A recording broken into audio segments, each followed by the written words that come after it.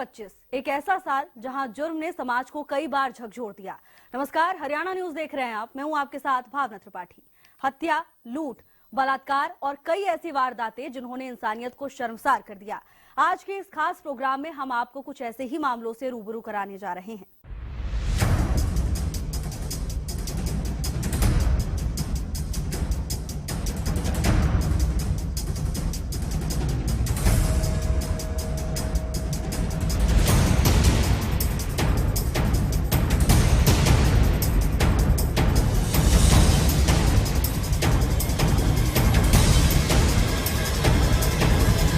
UP के मेरठ में हुआ नीला ड्रम हत्याकांड आज भी लोगों का दिल दहला देता है। 3 मार्च की इस घटना ने रिश्तों पर लोगों के मजबूत भरोसे को बड़ी चोट पहुंचाई है।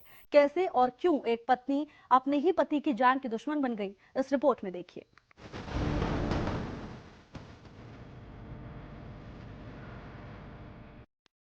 मुस्कान और उसके प्रेमी साहिल शुक्ला को मुस्कान के पति सौरभ की हत्या के आरोप में गिरफ्तार किया गया।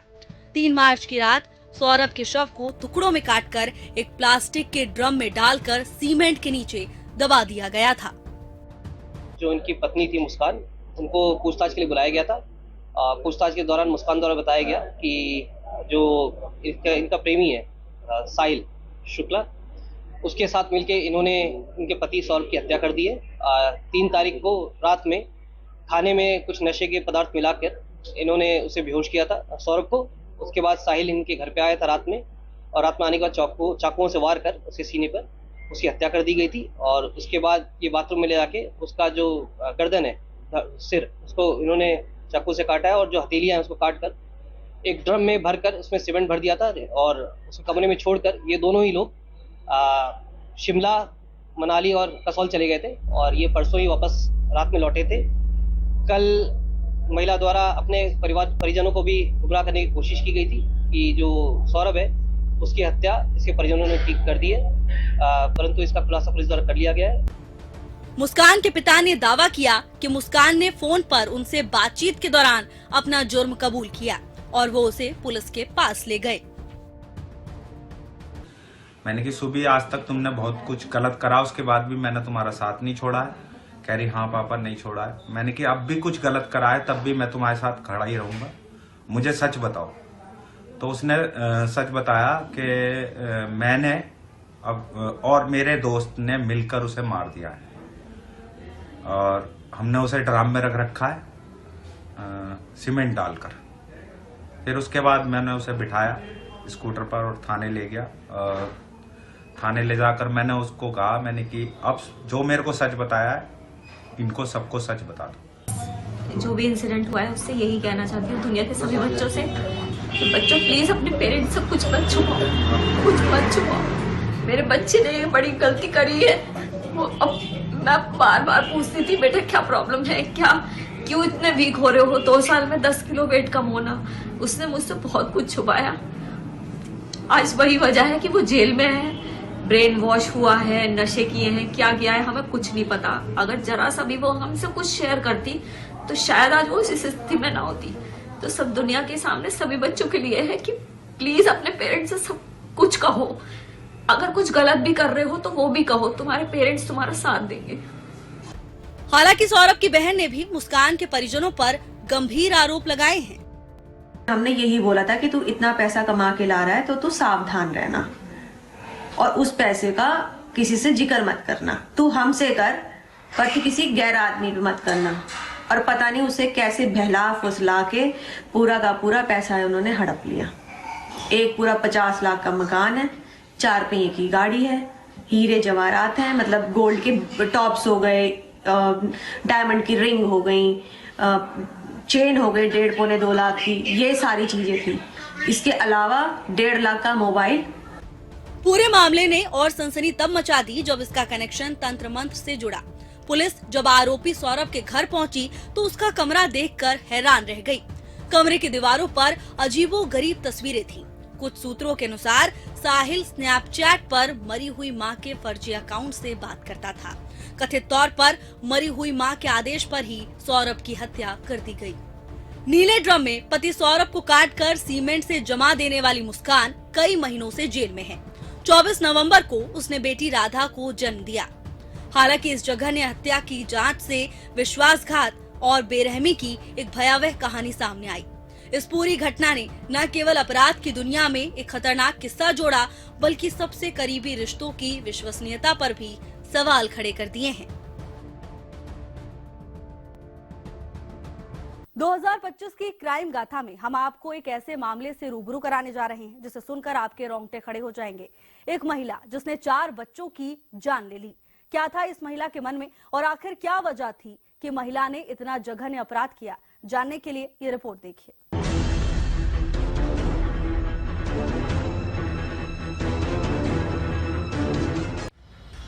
इस महिला के कृत्य पर पहली नजर में विश्वास कर पाना मुश्किल है, लेकिन जांच में सामने आया कि महिला अपनी क्रूरता और हत्या की योजना को बहुत सोच समझकर अंजाम देती थी। इस महिला ने अपने बच्चे को भी इस साजिश का शिकार बना दिया। साल 2025 की वो खौफनाक घटना जिसने पूरे भारत को हिला कर रख दिया। हम बात कर रहे हैं पानीपत की साइको किलर पूनम की, जिसने अपने घर के चिराग के साथ 3 मासूम बच्चों की हत्या कर दी। इस मामले का खुलासा तब हुआ जब वो 1 दिसंबर को अपने रिश्तेदारों के घर शादी में शामिल होने आई थी। वहीं उसने एक 6 साल की मासूम बच्ची विधि को पानी में डुबाकर मार दिया। इसकी शिकायत जब परिजनों ने पुलिस को की तो पुलिस ने इस पूरे मामले को लेकर इन्वेस्टिगेशन की और इन्वेस्टिगेशन में पाया कि बच्ची को मारने वाली पूनम ही है। वहीं पूनम से जब पुलिस ने जांच पड़ताल की तो पूनम ने ऐसे मामले उजागर किए जिसको आप सुनकर आश्चर्यचकित हो जाएंगे। वहीं पूनम ने बताया कि उससे पहले भी उसने सोनीपत में अपने बच्चे और अपने भांजी की पानी में डुबाकर हत्या कर दी थी। वहीं उसने अपने मायके में भी अपनी भतीजी का इसी तरह से मर्डर किया था। आपको बता दें, इस पूरे मामले को लेकर फिलहाल पूनम जो है इस समय जेल की सलाखों के पीछे है। जितेंद्र शर्मा, हरियाणा न्यूज, पानीपत। पुलिस पूछताछ ने इस मामले को और भी भयावह रूप दे दिया। आरोपी महिला पहले भी 3 मासूम बच्चों की हत्या कर चुकी है। वर्ष 2023 में उसने सोनीपत के भावड़ गांव में अपनी भांजे की हत्या की थी। वारदात पर शक न जाए इसीलिए उसने अपने खुद के बेटे को भी मार दिया था। अब तक टोटल 4 बच्चे जो है उन 4 बच्चों की हत्या की है। 2023 में 2 भावड़ गांव में और 1 अगस्त में यहाँ पर शिवा गांव में और ये नौलथा गांव में। यहाँ पर ये इसलिए पकड़ी गई क्योंकि कोई भी एक टब में बच्ची 6 साल की बच्ची डूब के नहीं मर सकती और कमरा ही बाहर से बंद था। तो बाहर से अगर कमरा बंद था तो बच्ची अंदर वो टब कैसे गया, तो उसी से पता लगा था कि ये हत्या है। 3 बच्चों को मौत के घाट उतारने के बाद जब इस महिला ने अपना अगला शिकार किया तो ये महिला शक के घेरे में आ गई। पुलिस को महिला पर संदेह हुआ और इसी के आधार पर पुलिस ने अपनी आगे की कार्रवाई शुरू कर दी। पूछताछ में महिला ने न केवल अपना जुर्म कबूला बल्कि कई खौफनाक वारदातों से भी इस महिला ने पर्दा उठा दिया। 6 साल की बच्ची विधि की जो हत्या थी उसमें हमने FIR दर्ज करके 2 तारीख को हमारी क्राइम टीम और DSP जो हमारे CAW नवीन उनकी एक टीम बना के इसके अनुसंधान में हमने लगाया था। ये जो बच्ची थी ये पाल सिंह जो है उसकी पोती थी और वहाँ पर शादी का फंक्शन था तो बारात वहाँ से जा चुकी थी और बच्ची वहाँ ट्रेस नहीं हो रही थी तो घर वाले ढूंढ रहे थे कि बच्ची बारात में तो नहीं चली गई है। फ़ोन फान करके पता किया तो भी नहीं पता लगा कि बच्ची कहाँ है। तो उसकी ढूंढ जब शुरू हुई तो वो कमरे में मृत अवस्था में पाई गई थी। तो हमने उसी की ही जो रिश्ते में चाची लगती है उसको इसमें गिरफ्तार किया है। वजह जो उसकी हत्या करने की है इस औरत से कल से पूछताछ जो हम डिटेल में की है, यही इन्होंने बताया कि जो सुंदर बच्चियां हैं उनसे इसको नफरत सी है। इन्हें पहले और भी कई खुलासे हुए हैं, इसने और भी 3 बच्चों की हत्या की हुई है पीछे। कुछ तो 2 तो सोनीपत में ही जहाँ भावड़ में जहाँ ब्याह हुई है, जहाँ इसकी शादीशुदा है, वहाँ भी 2 बच्चों की इसने 2023 में 2 बच्चों की पानी के हौद में यूं डुबो के मार दिया था। इस पूरे मामले पर पूनम की मां ने क्या बताया, वो भी आपको सुना देते हैं। जी मेरे मन में तो ये है, शादी तो पहले मेरी बच्ची का कुछ नहीं होया, जो भी होया है शादी के बाद होया है। वहाँ बच्चे मरे हैं चाहे कुछ भी होया है, मेरी बेटी का कोई किसी से भी पूछ लिया पड़ोस में, कोई कदे कोई शिकायत नहीं हुई। जो भी हुई है वहाँ जाकर वहाँ तांत्रिक का ले गए, उसने जड़े भी ले गए हैं, उसने उनने करवाया। अरे आमने नहीं पता, मेरी बेटी ने यहाँ तक कुछ करा नहीं। उड़ा जब 4 बच्चे का उन्हें भरियाई आरोपी घोषित करी है, वह जैसी करेगी वह भोग लेगी। ये मामला भयावह मानसिकता का भी प्रतीक बन चुका है। 4 मासूमों की हत्या ने समाज को हिला कर रख दिया। इस जगह ने कृत्य के पीछे की सच्चाई जब सामने आई तो हर कोई दंग रह गया। ये मामला एक कड़ी चेतावनी है कि समाज में ऐसी मानसिकता पनप रही है। ये एक ऐसा मामला है जिसे सुनकर दिल दहल जाता है, रोंगटे खड़े हो जाते हैं। 4 मासूम बच्चों की हत्या करने वाली इस महिला ने समाज की संवेदनाओं को झकझोर दिया है। ये घटना सिर्फ एक अपराध नहीं बल्कि एक त्रासदी है जो हमारे समाज में कहीं गहरे सर्द साए की तरह पसर चुकी है। 19 वर्षीय महिला शिक्षिका मनीषा 11 अगस्त की सुबह धाड़ी लक्ष्मण अपने घर से सिंघानी प्ले स्कूल जाने के लिए निकली, लेकिन फिर कभी वापस नहीं लौटी। 13 अगस्त की सुबह सिंघानी नहर के पास मनीषा का शव मिला। यह आत्महत्या थी या हत्या? मनीषा के साथ आखिर क्या हुआ, ये सवाल अभी तक बना हुआ है।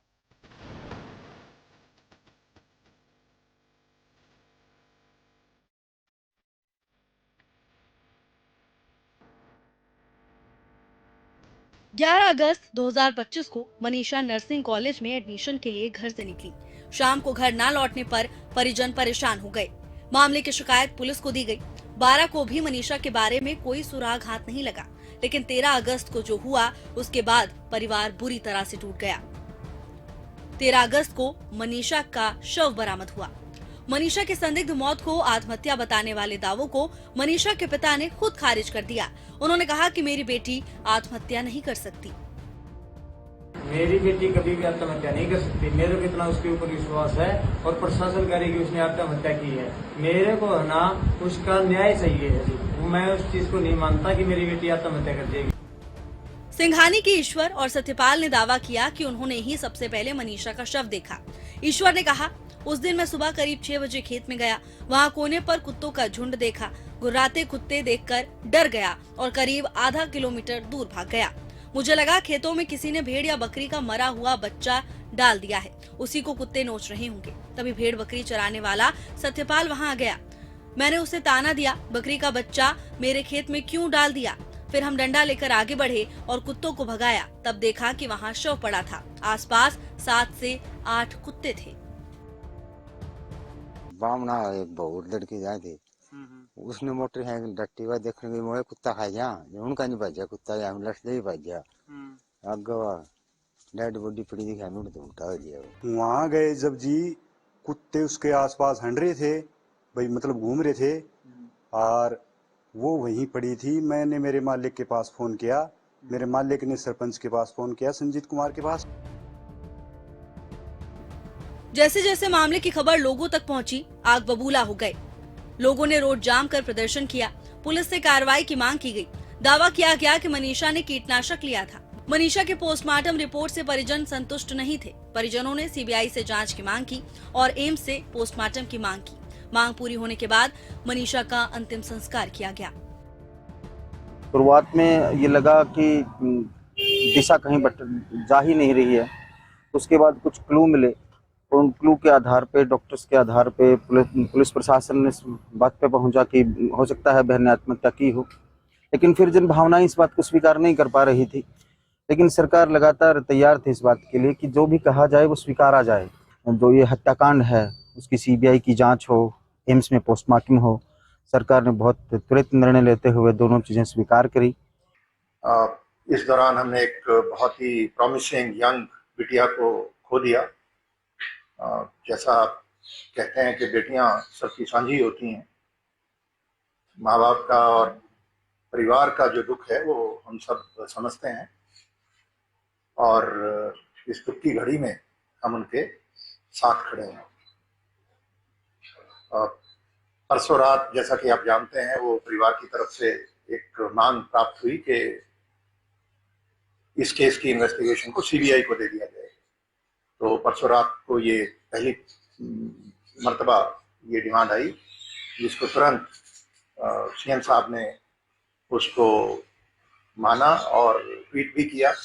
तो ये जो निर्णय हुआ सीबीआई को देने का, किसी भी तरीके से कोई उनकी, हमारे जो वैज्ञानिक हैं और जो हमारे डॉक्टर हैं, उनकी निष्ठा और काबिलियत पर कोई प्रश्न चिन्ह नहीं है, बल्कि क्योंकि परिवार की मांग थी और ये ट्रांसपेरेंसी की एक जो कमिटमेंट है सरकार की, उसके तहत कि सब कुछ ट्रांसपेरेंटली किया जाए और जन भावना का ध्यान रखते हुए ये निर्णय लिया गया। मामला बेहद जटिल और संवेदनशील है।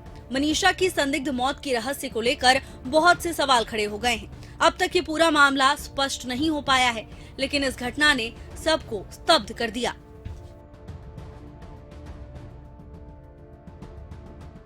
क्या होता है जब परिवार की बुनियाद ही हिल जाए? गुरुग्राम में एक पिता ने अपनी 25 साल की बेटी की हत्या कर दी। एक ऐसे परिवार में जहां एक बेटी अपनी मेहनत से अपना नाम कमा रही थी, वहीं पिता ने अपनी बेटी को गोलियों से भून डाला। दिल को झकझोर कर देने वाली इस पूरी घटना को समझने के लिए ये रिपोर्ट देखिए।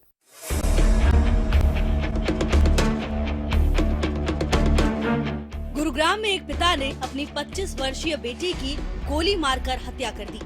अपनी लाइसेंसी रिवॉल्वर से एक के बाद एक 3 गोलियां दागकर राधिका को मौत के घाट उतार दिया। जैसे ही पुलिस को सूचना मिली, एफएसएल और क्राइम टीम ने तुरंत घटनास्थल पर पहुंचकर जांच शुरू की और शव को पोस्टमार्टम के लिए भेज दिया। मृतका के चाचा की शिकायत के आधार पर पुलिस ने आरोपी पिता दीपक यादव को गिरफ्तार कर लिया। पुलिस ने घटनास्थल से लाइसेंसी रिवॉल्वर भी बरामद की है। ये सामने आया है कि राधिका और उसके पिता के बीच अकादमी को लेकर विवाद था। राधिका अपनी टेनिस अकादमी चला रही थी, लेकिन पिता इससे नाखुश थे। हालांकि राधिका के चाचा ने इस बात से इनकार कर दिया है। इसमें आज मॉर्निंग आवर्स में सेक्टर 56 पुलिस स्टेशन गुरुग्राम में एक इन्फॉर्मेशन मिली थी एक निजी हॉस्पिटल से कि एक लड़की है जिसको कुछ गोलियां लगी है, जो मृत अवस्था में हॉस्पिटल में है। इसके ऊपर पुलिस टीम के द्वारा हॉस्पिटल में जाकर के पता किया गया तो मालूम हुआ कि ये राधिका नाम की लड़की थी और करीब 25 वर्षीय लड़की है, जो कि सेक्टर 57 के किसी एरिया में रहती है। पुलिस के द्वारा उसके घर जाकर के पता किया गया लेटर ऑन, तो मालूम हुआ कि ये जो राधिका है ये टेनिस प्लेयर थी और फिलहाल ये कोई अपनी टेनिस अकेडमी चला रही थी। इसके पिता के द्वारा इसको गोलियां मारी गई हैं, जिसको पुलिस के द्वारा अरेस्ट कर लिया गया है और उससे पूछताछ की गई है तो उन्होंने इस घटना को अंजाम देना स्वीकार किया है। फिलहाल जो इन्वेस्टिगेशन हुई है उसमें पुलिस को मालूम हुआ है कि जो मृतकता है उसको 3 गोलियां कुल मिलाकर के लगी हुई हैं और एक्यूज के ब्रदर के द्वारा पुलिस की कंप्लेंट फाइल की गई है और उसके द्वारा ये एलिगेशन लगाए गए हैं कि उनको शक है कि उसके द्वारा गोली मारी गई है। एक्यूज दीपक जो है उसकी उम्र करीब 49 ईयर्स है। किसी उससे नहीं है, पता नहीं किस बात पे दिमाग क्या उसके अंदर 4 कमरे में क्या बात हुई है क्या नहीं, उस चीज का तो हम नहीं बता सकते। अगर इन चीज का खेलने का उसकी दिक्कत होती तो वो क्यों खिलाता, क्यों पैसे इन्वेस्ट करता, क्यों अपना टाइम खराब करता। इस चीज का कोई वो नहीं है और ना किसी किस्म की कोई वो क्या कहते हो आप लोग, कोई बाउंडेशन या किसी किस्म की हमारे इसमें परिवार में कोई बाउंडेशन किसी को भी नहीं। टेनिस प्लेयर राधिका यादव की हत्या के बाद उनकी दोस्त सामने आई। हिमांशिका सिंह राजपूत ने राधिका और उनके पिता के व्यवहार को लेकर कई तरह के खुलासे किए। हिमांशिका ने इस बारे में इंस्टाग्राम अकाउंट पर वीडियो शेयर किया। इस वीडियो के साथ उसने राधिका की फोटो और वीडियो भी जारी किए हैं। हिमांशिका ने दावा किया कि राधिका के पिता उसके साथ बहुत रोक-टोक करते थे और राधिका को घर में घुटन होती थी। राधिका पर बहुत पाबंदियां थी और साथ ही ये भी कहा कि अगर वो किसी से बात करती थी तो उसे बताना पड़ता था कि वो किससे बात करती है। लेकिन राधिका के चाचा का कहना है कि उनके घर में किसी पर भी इस तरह की कोई पाबंदी नहीं है। उसको फोटोज क्लिक करवाना और वीडियोस वगैरह बनाना बहुत ज्यादा पसंद था। वो जो एक कमर्शियल वीडियो उसकी चल रही है वो एक बस नॉर्मल म्यूजिक वीडियो थी जो उसने आई गेस 1-1.5 साल पहले शूट करी थी एंड उसके खुद के फादर ने उसे ड्रॉप करा था। उसके अलावा भी उसके काफी ज्यादा शूट्स थे एंड फिर धीरे धीरे करके वो सब चीजें बंद हो गई बिकॉज उसके पेरेंट्स बहुत ज्यादा ऐसे थे कि लोग क्या कहेंगे। उनके पास हमेशा से ही सोसाइटल प्रेशर बहुत ज्यादा था और वो हमेशा से ऑर्थोडॉक्स थे, मतलब वो रोका टोकी हर चीज में रहती थी। मतलब मैं और राधिका, हमने I think we started playing in back 2012 या 13 में, हम साथ में ट्रैवल भी करते थे, हमने आपस में भी बहुत सारे मैचेस खेले हैं। तो मतलब मैंने उसे देखा नहीं है कि किसी से ज्यादा बात करते हुए, हमेशा देखा है कि वो अपने पेरेंट्स के साथ ही रहती है। राधिका के चाचा ने बताया कि आरोपी पिता दीपक यादव ने कहा है कि मुझसे कन्यावध हो गया है, मुझे सजा दिलाओ। वो भी बहुत दुखी है, रो रहा है, कह रहा है भाई मैंने कन्यावध कर दिया, मेरे को क्या हो गया था। वो भी नहीं जानता कि मेरे हाथ से ये कैसे हो गया। और हो सकता है जैसे आप लोग कोई दिखा रहे हो कि फ्रंट में मारी, कोई कहीं वो मारी, अगर वो फ्रंट में होके मारता तो शायद मार भी नहीं सकता था। आंखों से आंखें मिलती तो वो ये काम कदम उठा भी नहीं सकता। एक बेटी जो अपने सपनों को साकार करने में जुटी थी, अपनी जान से हाथ धो बैठी। गुरुग्राम की खौफनाक घटना परिवार के रिश्तों को फिर से परिभाषित करने के लिए मजबूर करती है। साल 2025 को अलविदा कहने का समय आ गया है। जुर्म और अपराध ने समाज को झकझोरा, पर हमारी उम्मीदें और कोशिशें अभी भी बाकी हैं। इस साल के इन स्याह पहलुओं को ध्यान में रखते हुए हमें अपनी इंसानियत को और मजबूत करना होगा। हमारी जिम्मेदारी है कि हम समाज को एक बेहतर और सुरक्षित जगह बनाएं। हम उम्मीद करते हैं कि आने वाला साल हमें ज्यादा प्यार, शांति और समझ का संदेश दे। हरियाणा न्यूज की तरफ से आप सभी को नए साल की शुभकामनाएं।